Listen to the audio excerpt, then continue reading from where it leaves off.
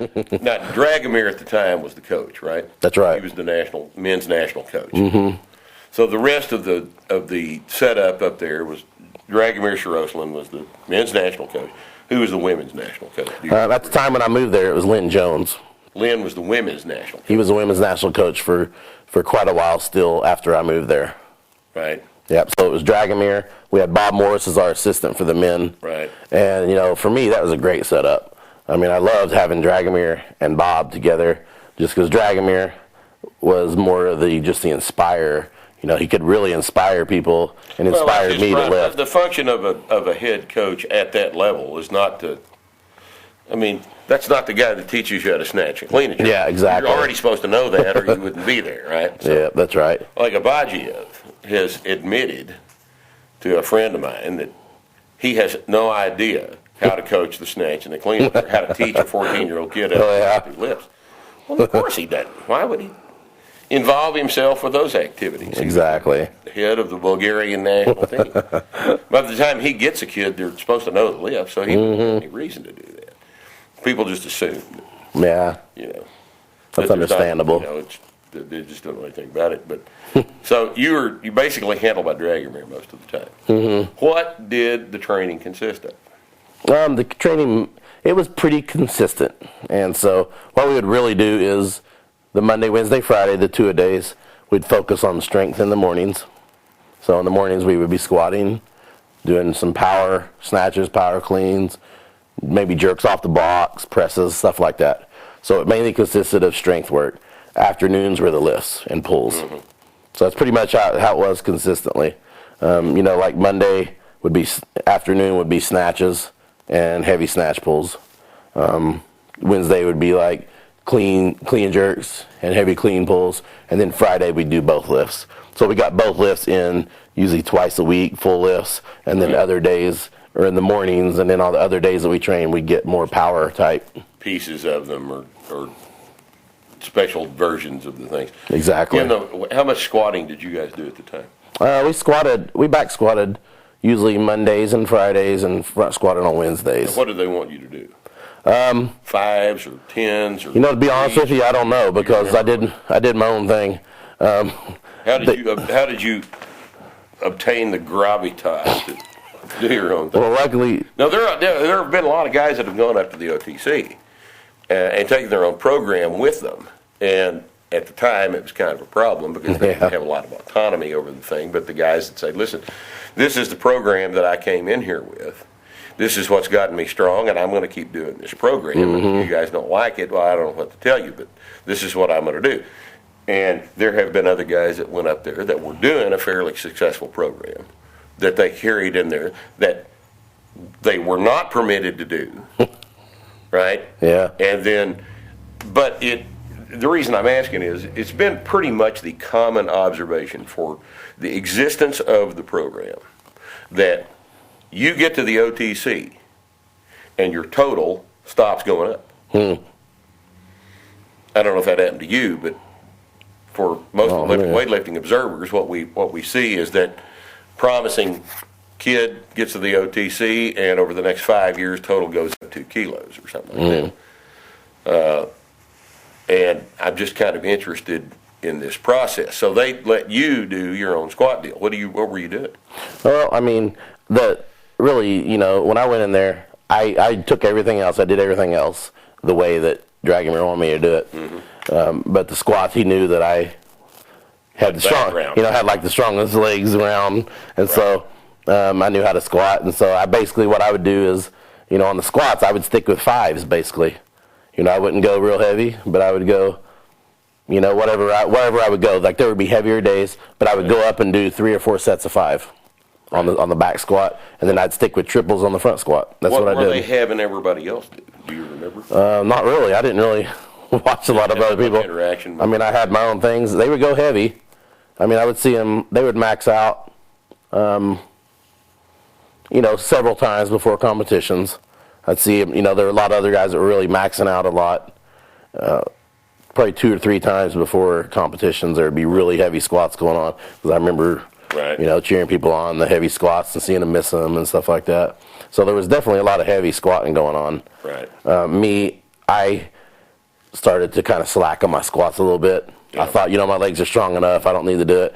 But later on, I really kind of wish that I would have. Interesting concept, isn't it? Yeah. Strong enough. I know. I really wish I would have pushed my squats even more.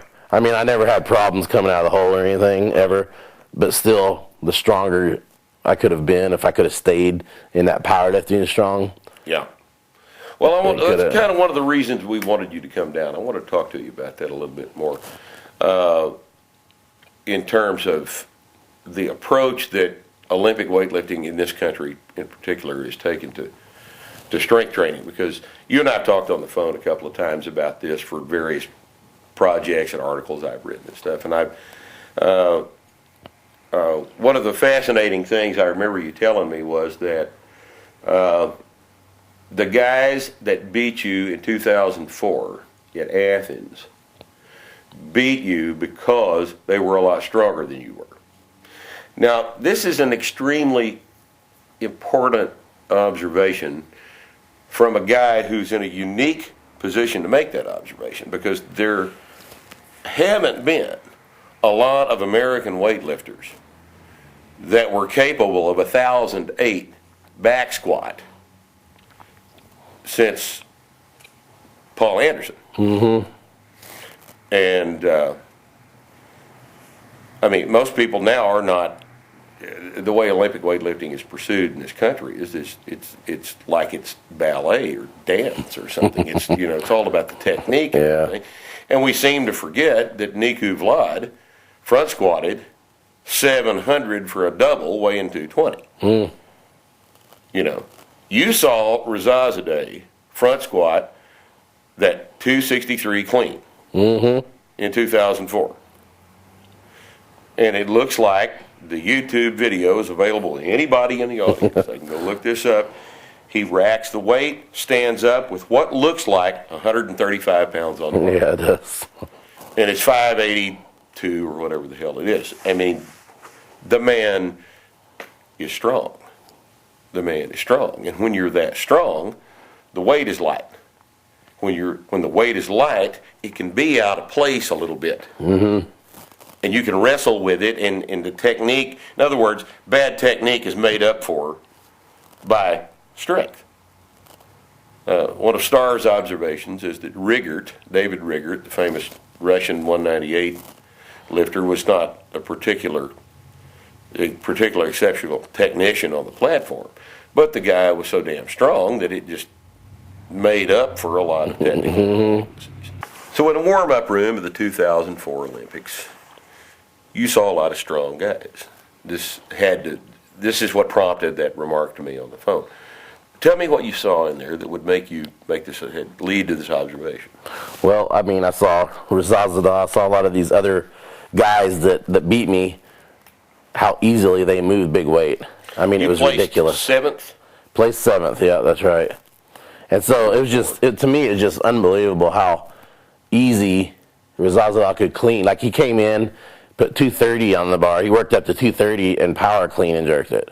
I mean, and I'm thinking, okay, this is almost my max here, and he moved it so easily.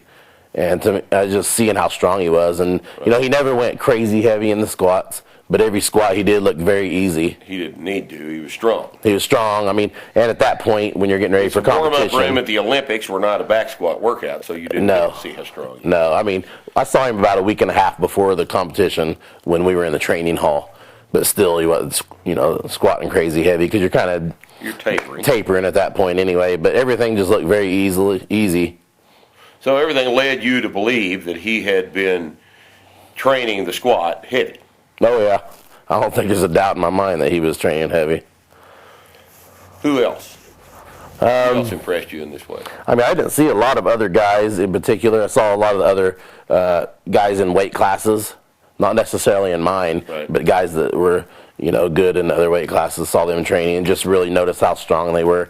No names really come to me in particular, any certain names. Well, but just to see. Just seeing, I was just so many people, and I was watching the amount of weight that some of these, the Polish guys and these other guys are lifting compared to what our guys were lifting, Right.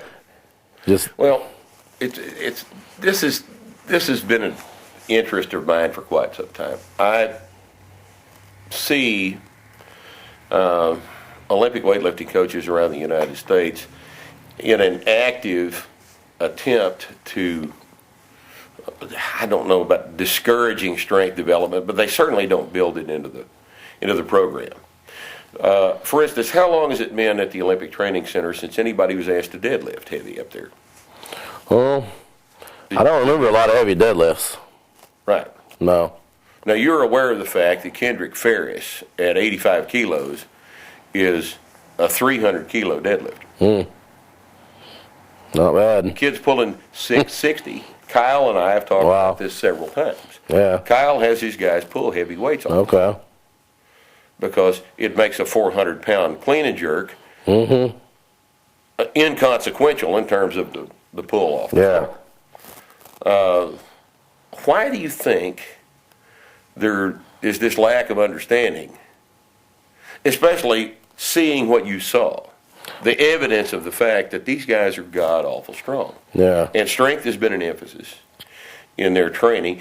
And here's another thing that's always been of interest to me. Even if their national program and their national coach does not have those guys do heavy deadlifts and heavy squats, they're obviously strong in that way. Mm-hmm. Right? Yep. The program selects for that, doesn't it? Yeah.